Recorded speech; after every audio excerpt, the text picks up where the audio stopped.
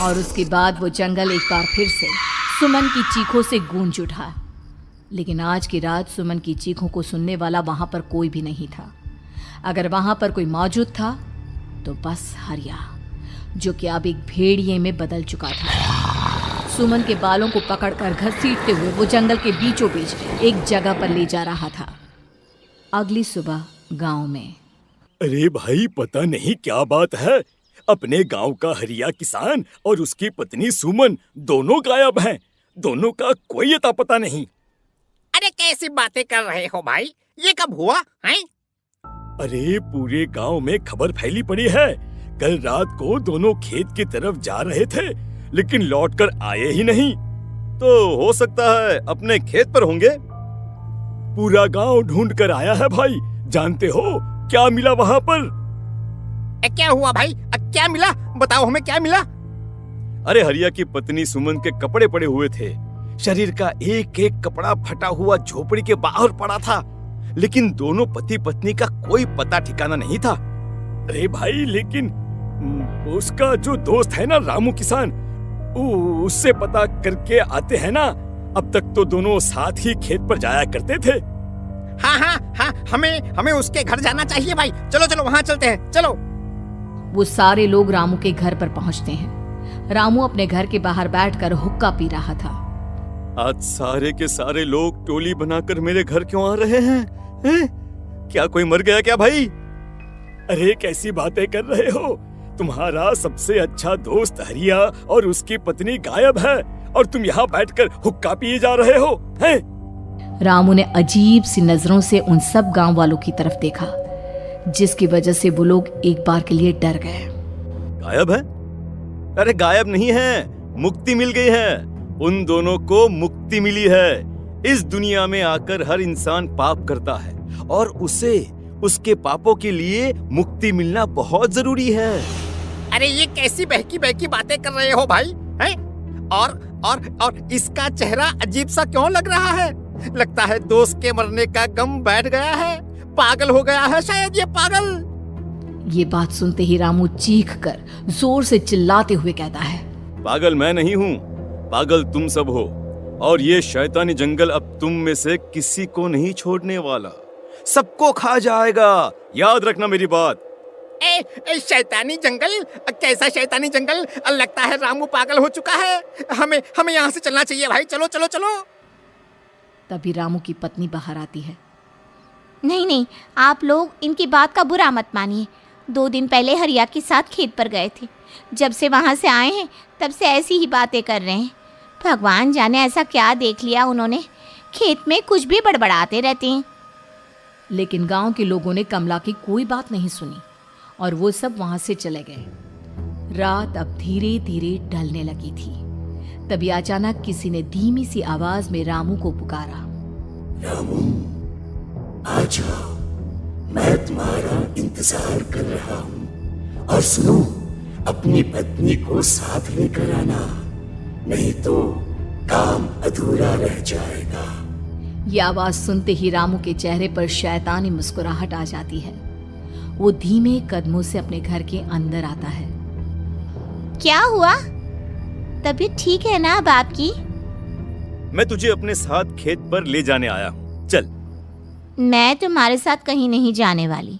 मुन्ना गहरी नींद में सो रहा है और उसे अकेला छोड़कर मैं तुम्हारे साथ खेत पर नहीं आ सकती। वैसे भी तुम्हारे उन खेतों में भगवान जाने कौन सा राक्षस घूम रहा है, मुझे तो डर लगता है। रामू गुस्से में दांत पीसता अपनी झोपड़ी से बाहर आ जाता है और कमला गहरी नींद में अपने बच्चे के साथ सो जाती है। तभी अचानक रात को रामू की झोपड़ी के ऊपर एक साया वही गाना गुनगुनाते हुए घूमने लगता है जो हरिया के मोबाइल में बजा करता था।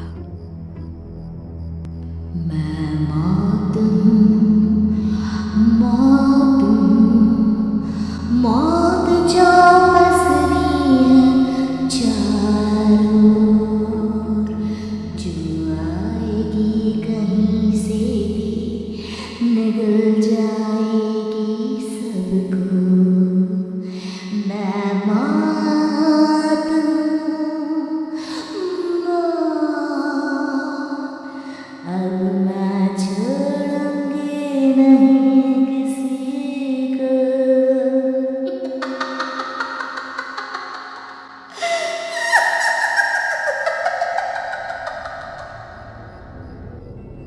ये आवाज सुनकर रामू की पत्नी कमला की आंख खुलती है और वो देखती है कि उसका मुन्ना अपनी जगह से गायब था। कमला चीखते हुए बाहर दौड़ कर आती है। वहां पर उसने देखा कि रामू ने अपने बच्चे को झोपड़ी के बाहर एक पेड़ से उल्टा लटकाया हुआ था और उसका बच्चा चीख चीख कर रो रहा था। वहीं दूसरी तरफ एक साया बच्चे के ठीक नीचे आग जलाकर उसके चारों तरफ हैवानों की तरफ नाच रहा था। छोड़ दो मेरे बच्चे को। अरे क्या कर रहे हो तुम? शर्म नहीं आती तुम्हें अपने ही बच्चे को इस तरह मौत के हवाले करते हुए? अपना बच्चा? किसने कहा ये मेरा बच्चा है? अरे ये तो उस रामू की औलाद है, इस गांव के किसान रामू की, और मेरी दुश्मनी इस गांव के हर इंसान के साथ है। क्या? कैसी बात कर रहे हो तुम? और ये औरत कौन है? ये मेरे बच्चे को खा जाएगी।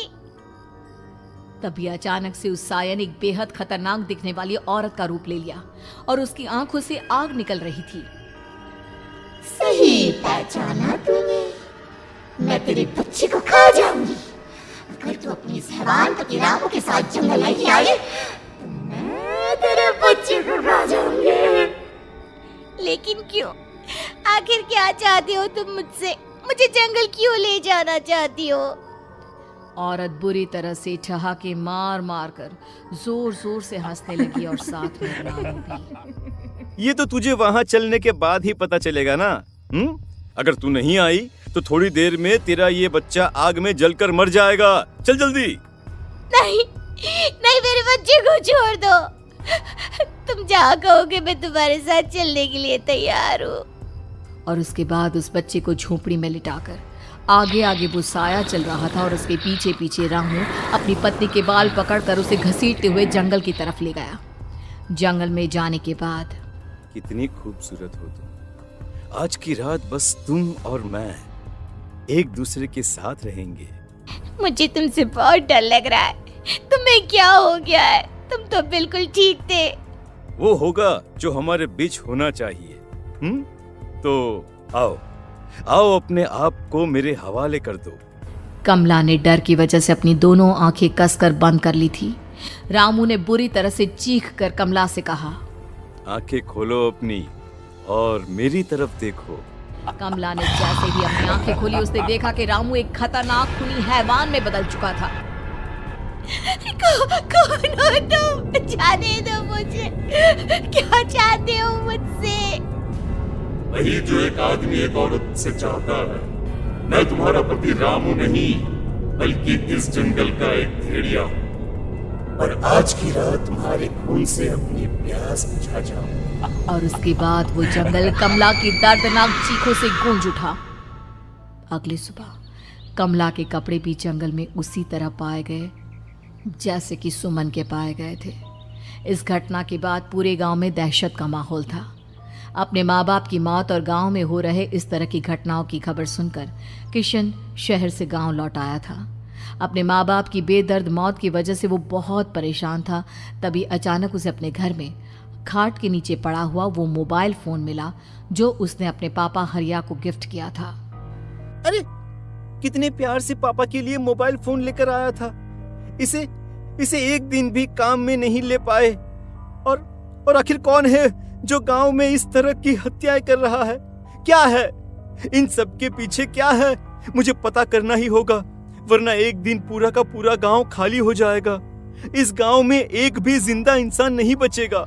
गांव के लोगों की मदद करने के इरादे से किशन अपने गांव से दूर एक दूसरे गांव में बहुत बड़े तांत्रिक के पास मिलने के लिए गया।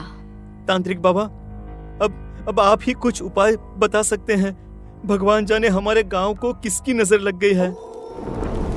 नजर नहीं लगी है, किसी ने तुम्हारे गांव को बद्दुआ दी है। किसी सताई हुई आत्मा का प्रकोप है और अब वो पूरे गांव में किसी को नहीं छोड़ेगी जब तक उसकी आत्मा को शांति नहीं मिल जाती। अरे लेकिन ऐसा कौन है बाबा? किसकी आत्मा है और कैसे मिलेगी उसे शांति? मौत है मौत, कहीं से भी आएगी और सबको निगल जाएगी। इससे बचने का सिर्फ एक ही उपाय है, लेकिन उस उपाय को करना आसान नहीं होगा। जो भी उस उपाय को करने की कोशिश करेगा उसकी जान जा सकती है। भले ही मेरी जान चली जाए, लेकिन मैं अपने गांव के लोगों की जान बचाने की पूरी कोशिश करूंगा बाबा। तो ठीक है, फिर अगली अमावस की रात जैसा मैं कहता हूँ वैसा ही करना। अमावस की रात तांत्रिक के बताए अनुसार किशन अपने साथ केरोसिन लेकर जंगल की तरफ चल पड़ा। उसके हाथ में देवी के मंदिर का सिंदूर भी था। किशन जंगल के बीचों बीच पहुंचा। ये देखकर उसकी आंखें फटी की फटी रह गई। वहां एक उबलते पानी का तालाब था और कई लोगों की लाश लटक रही थी। किशन के माँ बाप की लाश भी वहीं थी। माँ, बापू, क्या हो गया? ये क्या हो गया? तभी वहां पर एक औरत और आदमी आते हैं। उन्हें देखकर किशन चौंक जाता है। गोपाल काका, आपकी तो 5 साल पहले मौत हो गई थी। और निर्मला काकी, आप? मौत तो हो गई थी, लेकिन तुम ये नहीं जानते कि हमारी मौत कैसे हुई थी। क्या कहना चाहते हैं आप? कुछ नहीं, बस ये जान लो कि अब इस गांव में कोई जिंदा नहीं बचेगा। लेकिन क्यों काकी? क्योंकि 5 साल पहले इन गांव वालों ने मुझे डायन बताकर पत्थर मार मार के मार डाला। मेरी कोई गलती नहीं थी। गांव का एक बच्चा क्या लापता हुआ, सारा इल्जाम मेरी पत्नी पे डाल दिया। और जब मैंने निर्मला की जान बचाने की कोशिश की तो मुझे भी मार डाला। आपके साथ ये बहुत गलत हुआ काकी, लेकिन आप जो कर रहे हैं वो भी सही नहीं है ना? तुम यहाँ से चले जाओ वरना तुम भी नहीं बचोगे। हमारी आत्मा पिछले 5 साल से मुक्ति के लिए भटक रही है। चले जाओ यहाँ से। मौका देखकर किशन सिंदूर उन दोनों के ऊपर डाल देता है। उनका शरीर जलने लगता है और वो भयानक तरीके से चिल्लाने लगते हैं। अगले ही पल किशन उनके ऊपर केरोसिन डाल देता है और वो दोनों जल जाते हैं। किशन अपने माँ बाप और दूसरी लाशों का अंतिम संस्कार करवाता है और अपने घर लौट आता है। लेकिन वो अभी भी इस बात से अनजान है कि मोबाइल अभी भी बज रहा था। मैं मौत हूँ।